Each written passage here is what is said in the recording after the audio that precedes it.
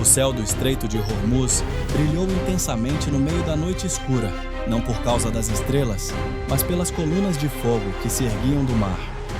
O som estridente dos mísseis de cruzeiro Tomahawk rasgou a escuridão, antes que explosões que sacudiram a terra acordassem todas as forças da guarnição.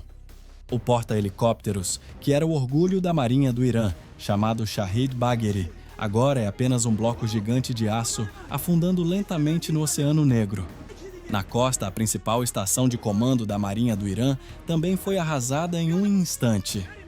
Gritos de pânico ecoaram nos sistemas de rádio, enquanto a poeira e a fumaça obscureciam a visão dos guardas que estavam paralisados. Não houve um único aviso, não houve lugar para se esconder. A força de ataque da Marinha dos Estados Unidos lançou um golpe de punição brutal e inesperado. De acordo com observadores militares, o tabuleiro de xadrez geopolítico do Oriente Médio acaba de ser virado.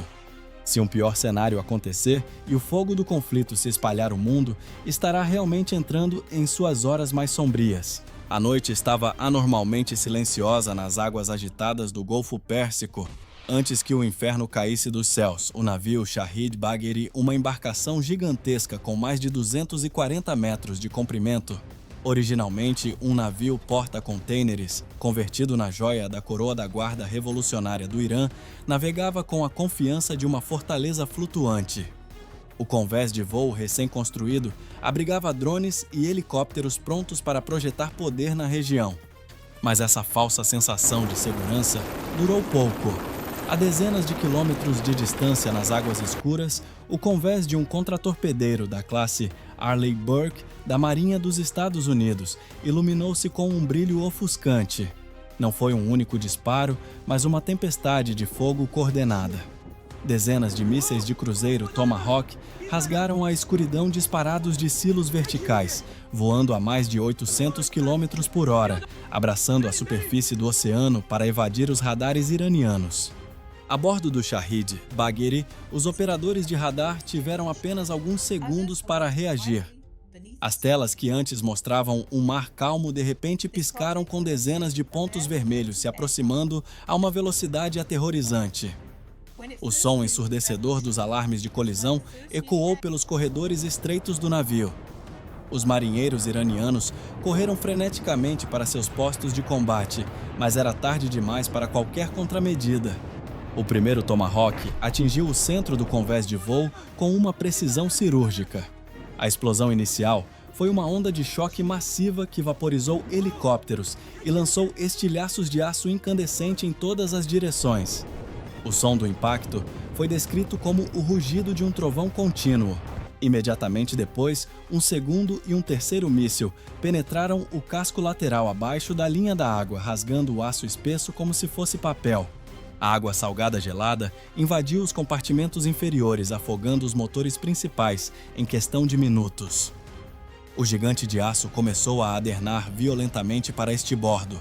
O cheiro de combustível de aviação queimado e carne chamuscada encheu o ar enquanto a tripulação sobrevivente lutava para lançar os botes salva-vidas no mar coberto de chamas.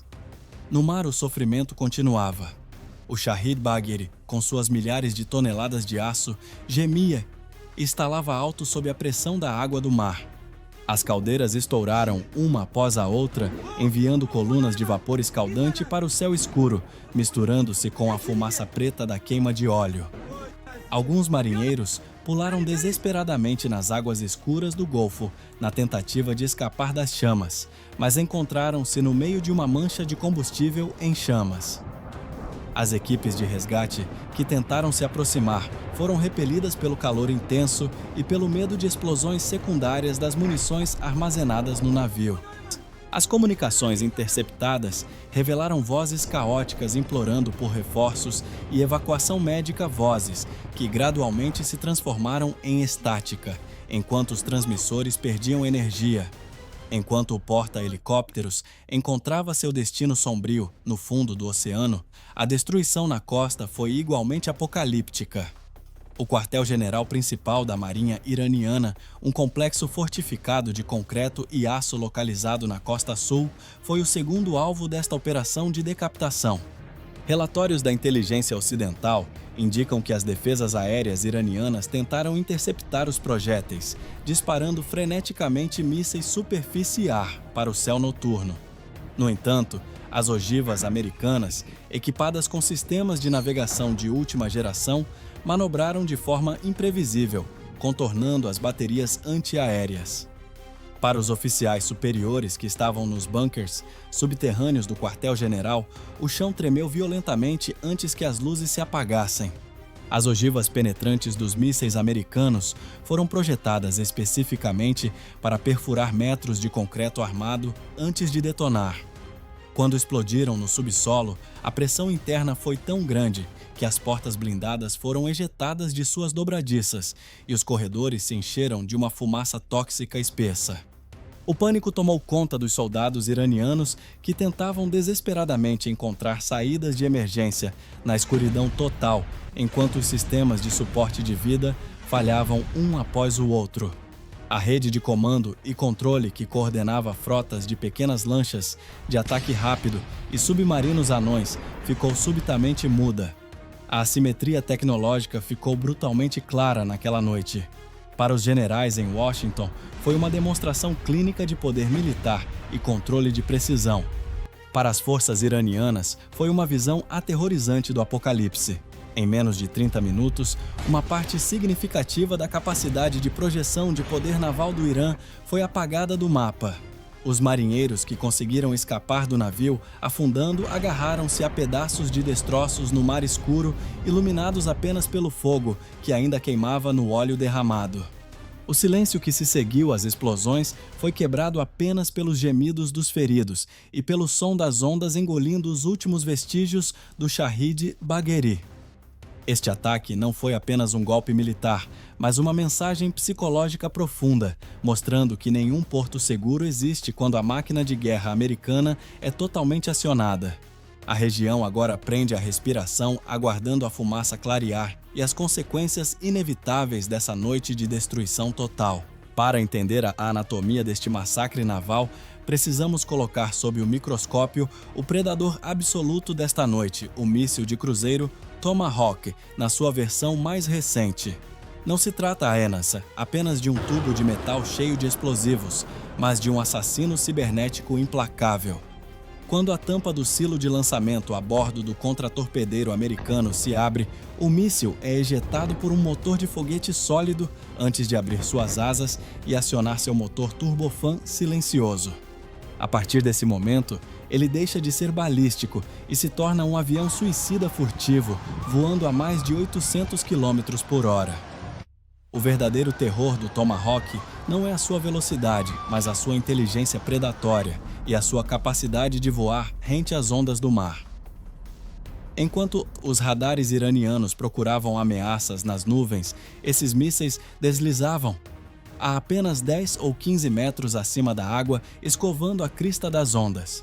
Eles usam um sistema avançado que compara o terreno abaixo com mapas digitais em seu cérebro eletrônico, corrigindo a rota em tempo real sem depender apenas de sinais de satélite que podem ser bloqueados. Para Betty e a tripulação do navio Shahid Bagheri, o míssil era praticamente invisível, até estar a apenas 2 ou 3 segundos do impacto. Quando falamos de poder de fogo, não estamos falando de uma explosão superficial. A ogiva carregada por essas bestas de metal pesando quase 450 quilos é projetada para penetração profunda. Antes de detonar, a espoleta inteligente calcula uma fração de segundo de atraso, permitindo que o corpo do míssil atravesse as camadas externas e alcance o coração da embarcação. Imagine uma bola de fogo massiva expandindo-se em milissegundos dentro da sala de máquinas, consumindo todo o oxigênio e transformando os motores em uma massa derretida. E aqui chegamos ao calcanhar de Aquiles fatal do navio iraniano. O Shahid Bagheri, com todo o seu tamanho intimidador e seu convés de voo colossal, carregava um segredo mortal que o transformou em uma armadilha de aço. Na sua essência, ele nunca foi um navio de guerra verdadeiro. Ele nasceu como um navio civil construído para transportar mercadorias e posteriormente convertido para fins militares. Em um verdadeiro navio de guerra militar, o casco é dividido em dezenas de compartimentos estanques projetados para selar inundações e conter incêndios. As tubulações de água para apagar o fogo são blindadas e os depósitos de munição são rigorosamente protegidos. O Shahid Bagheri não tinha nada disso. Ele era um gigante com pés de barro. Quando o primeiro impacto ocorreu, a explosão encontrou pouca resistência estrutural. O choque não foi contido por paredes blindadas, mas viajou livremente pelos vastos espaços vazios originais, do porão de carga alimentando-se do oxigênio e rompendo linhas de combustível desprotegidas. Além disso, a embarcação confiava em armamentos defensivos leves, que foram completamente inúteis contra armas tão velozes e precisas. A conversão de navios civis em plataformas militares é uma tática econômica para tentar projetar poder, mas a operação desta noite provou que no campo de batalha moderno não existem atalhos baratos. O navio não foi apenas afundado, ele foi dissecado por uma tecnologia superior, provando que tamanho não significa absolutamente nada quando o adversário possui a capacidade de acertar qualquer janela específica a mais de 1000 quilômetros de distância. Esta é a crueldade da guerra naval do século XXI, onde aquele que consegue enxergar primeiro e disparar primeiro é o único que sobrevive. Imagine que você está sentado na sala de situação em Washington, agora mesmo observando as imagens de satélite da destruição.